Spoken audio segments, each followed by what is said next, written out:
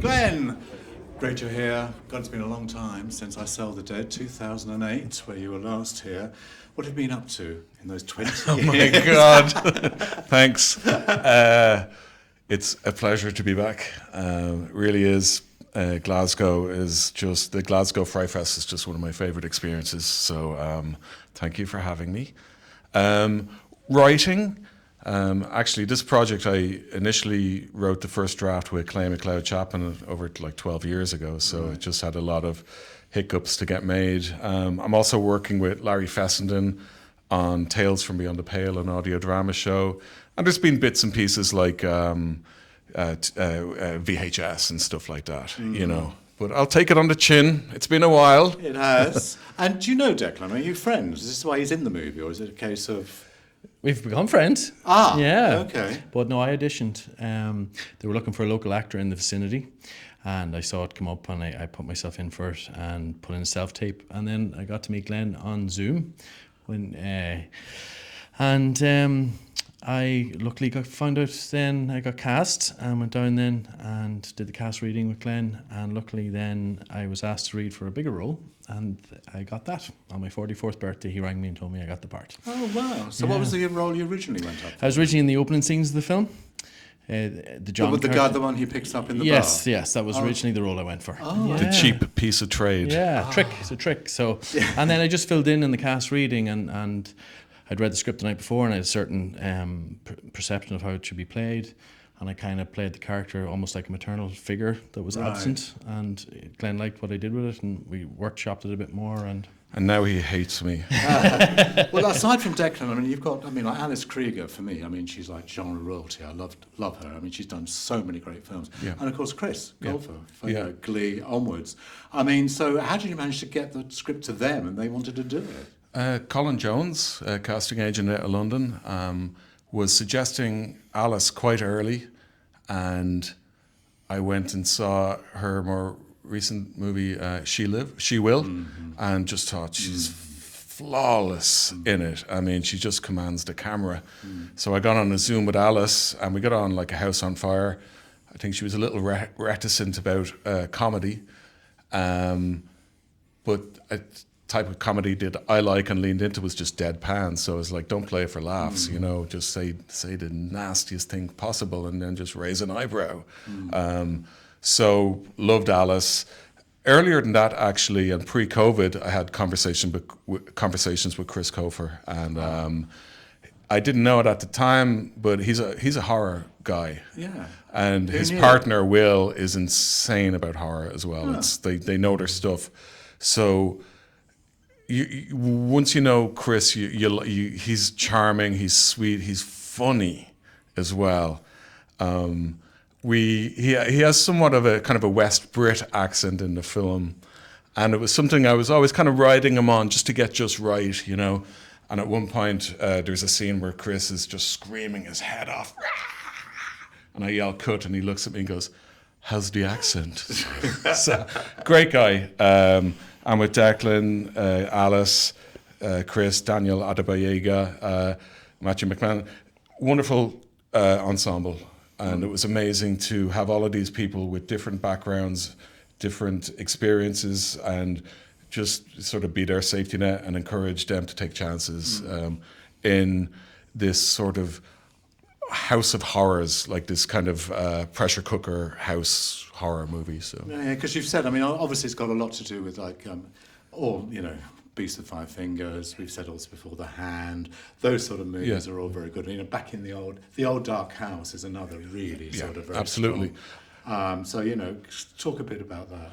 Well, the old Dark House, I think for me it's James Whale, so it's got a queer sensibility, and I also I don't know, it might be one of the first House of Horrors movie. It is. Yeah. Like, it's not a haunted house movie. No. There's just, you got these ghouls, or like Karloff is just wild in it. Yeah.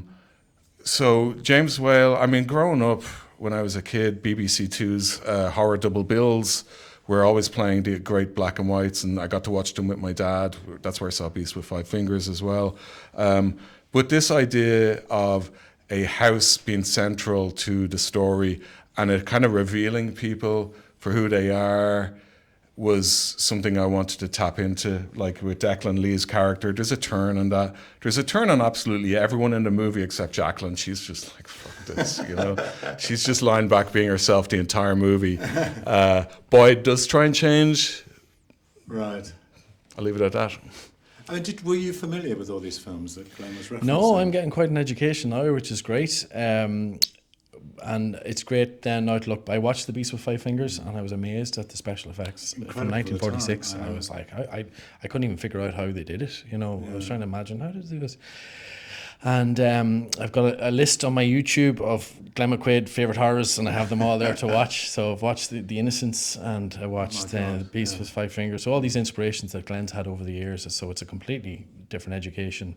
Because I went to film school, and we'd be looking at Casablanca and the French New Wave and all that, but his list is much better. Absolutely. I mean, I know we have to also mention the fact that you come from that very sort of like Dynasty Dallas, big sort of like glossy soap divadom that you love so much, and that's one of the reasons you wanted to put this across in this too. Yeah, I think for some reason when I was a kid, I was quite, I suppose, just a frightened little gay kid in Dublin, 70s, 80s. For some reason, horror offered escapism and a look at the outsider, you know, the scapegoat. And then I just saw such positive, I mean, the only positive representation of gay men when I was a kid came from soap operas like Dynasty. Stephen Carrington, you know, who was quite sane, you know, he wasn't a victim. Well, he kind of was, but, you know, I but also like horror as well, like movies like Fright Night, Tom Holland's Fright Night.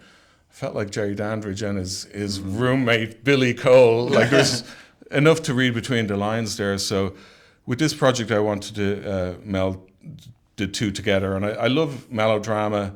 Movies like Lion in Winter as well offered a lot of kind of. You always say that one, and it always freaks me out when you say The Lion in Winter because it's one of my favourite films ever. Great. But I mean, and it just makes me laugh when I think of it. You know, the whole Catherine Hepburn, Peter O'Toole dynamic that you've gone for. Yes, and throw in a killer hand, you know. Yes. But also, I mean, I think there's something about Alice Krieger that does remind me of Catherine Hepburn as well. She's very stoic. And as soon as I made those references to Alice, she got the comedy. Okay. You know? Right. I mean, other movies that tap into it too would be stuff like the War of the Roses and stuff like that, where you want it to be enjoyable for the audience. I think that's... it's a fine line for it to just be suffocating and annoying to watch two people go at it, or to enjoy it. Like Tennessee Williams is another one. I love just watching people tear each other apart in his stuff. You know. Yeah, so, sure. I mean, a bit of sort of like housekeeping. How long did it film for? I mean, 2 months. Yeah. Oh, it's quite a lot. Pre-production and yeah. So yeah, I suppose about 5 weeks. 5 weeks. And I would say that was it cold? Was it cold? No, it was no. It was Grayson Manor, the horrible dump, like Downton Abbey. The house was a character in itself, you know, and Chris has told stories about how it was haunted, and he'd be coming down going, "Who knocked on my door?" And we're like, "It wasn't us." And like he'd be at the very far end of a long corridor, and he'd open the door, and there'd be nobody there, you know. So, and then we thought some of the actors thought the paintings were watching them, and you know, we had a bit of. So we were kind of, I don't know whether we were also lining each other up. What is the place exactly? What is it? It's Stradbally Hall in County Laois, which is famous for the Electric Picnic. Festival, it's a big musical festival, like Kylie, which played and stuff. Right. But I suppose we were together for about 5 weeks, and a lot of that. I mean, the script was really a blueprint. I loved our script, but I wanted to go off the rails a bit. And then with Declan, I wanted the character of Lee to turn in a way that wasn't quite on the page. So we did a lot of improv, and I remember trying to get the darkness out of this guy. And last day we were workshopping, and we were just improvising. And at one point I had a black eye because I had an accident on set, and he turns to me and goes, "I'll give you another fucking black eye."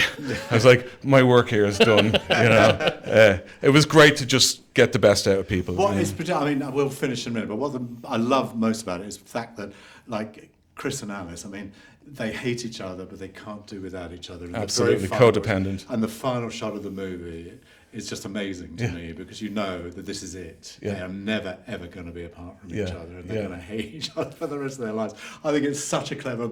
I think it's a great... You know how much I love the movie, because I've seen it so many times now.